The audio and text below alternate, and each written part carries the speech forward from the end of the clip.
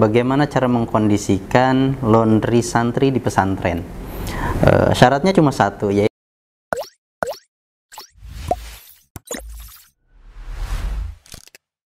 halo, assalamualaikum.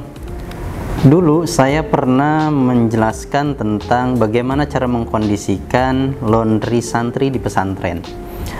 Syaratnya cuma satu, yaitu satu pemahaman. Siapa yang harus dipahamkan? Satu, pengurusnya. Yang kedua, SDM laundry-nya, dikasih training, dikasih materi tentang perlaundryan, faham tentang operasional produksi dan layanan. Dan yang ketiga, santrinya. Maka ketika tiga orang atau tiga bagian ini sudah terpahamkan, insya Allah untuk mengkondisikan sebuah laundry santri di pesantren yang lebih kondusif akan tercipta.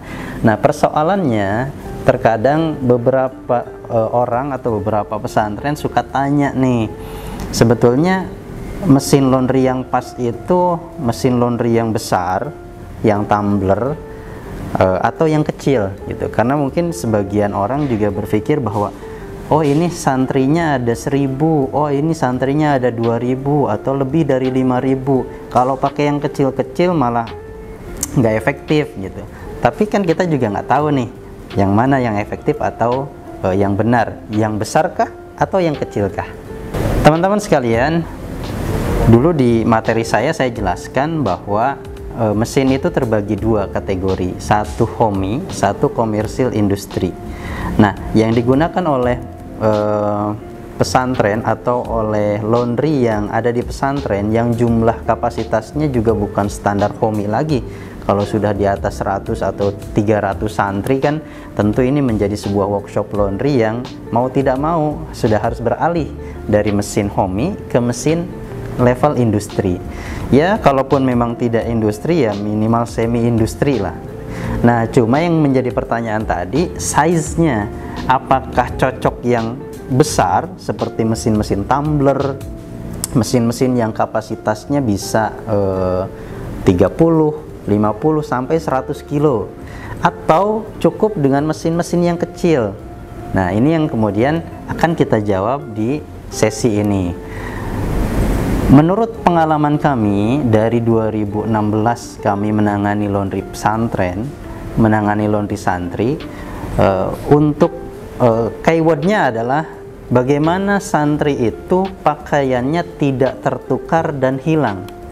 Nah, maka salah satu poinnya adalah bagaimana supaya dari awal pelayanan penerimaan cucian kotor itu tidak dicampurkan dengan pakaian yang lainnya.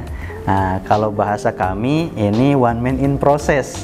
Bagaimana setiap santri itu mendapatkan layanan satu laundry bag, satu keranjang, satu mesin, satu proses, sehingga prosesnya tidak dicampur.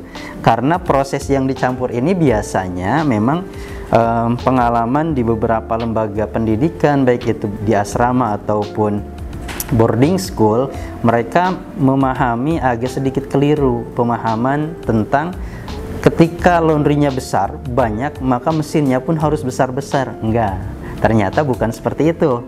Untuk mencapai zero complaint atau tidak terjadinya tertukar atau kehilangan antar satu laundry bag atau antar satu customer dengan customer lainnya, yang dibutuhkan adalah mesin-mesin yang memang bisa mencapai atau memfasilitasi tercapainya one man in process tadi, ya. Jadi mesin yang mungkin kapasitasnya tidak terlalu besar, ya 3-4 kilo lah, yang setiap 2 hari sekali misalkan santri masukin laundrynya, ya 1 hari 1,5 kilo atau 2 kilo, jadi 2 hari jadi 4 kilo.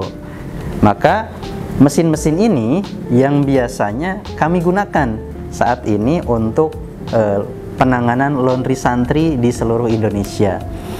Ya, Bapak Ibu bisa bayangkan, andai saja santri, misalkan setiap santri mencuci pakaiannya di 4 kg, sementara pesantren menggunakan mesin tumbler kapasitas 50 kg.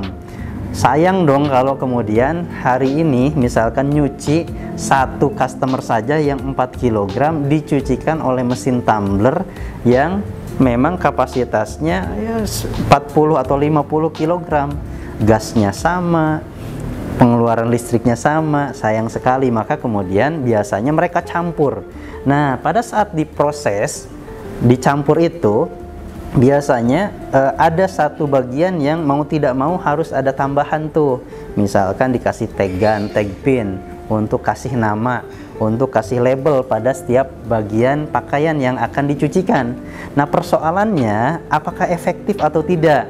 Nah, sekarang antara kita nyortir satu persatu 10 bag masuk ke dalam satu mesin washer kapsul misalkan, atau masuk ke mesin dryer tumblernya, dibanding dengan layanan one man in process, kira-kira lebih efektif mana?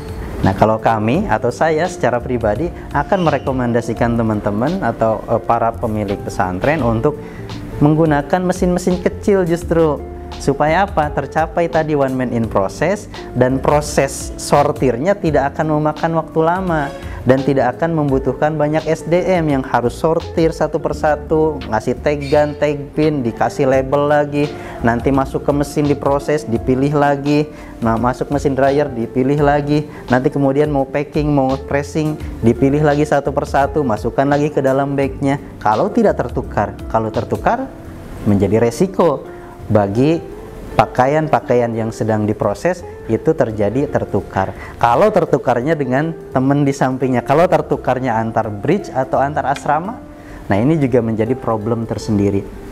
Teman-teman sekalian, maka rekomendasi kami, ya bukan rekomendasi lah, mungkin pengalaman kami bisa menjadi pengalaman yang coba dipertimbangkan kembali bagi para pesantren atau stakeholder pemangku kebijakan yang memang mau membuat laundry yang efektif untuk santri. Maka pertimbangkan untuk ambil mesin yang kapasitas besar atau kapasitas kecil. Kalau kami lebih recommended untuk menggunakan mesin yang kapasitas kecil, supaya tadi tujuannya adalah one man in process, memudahkan dari proses sortir, tidak dicampur, dan kemudian juga bisa jadi itu menjadi sebuah value bagi pesantren karena layanannya one man in process, sehingga mereka bisa memastikan pakaiannya nggak dicampur loh gitu. Insya Allah standar kesuciannya juga dijamin loh gitu. Nah, itu yang bisa saya sampaikan, mudah-mudahan bermanfaat. Terima kasih. Assalamualaikum warahmatullahi wabarakatuh. Salam solusi, salam berdaya, salam mandiri.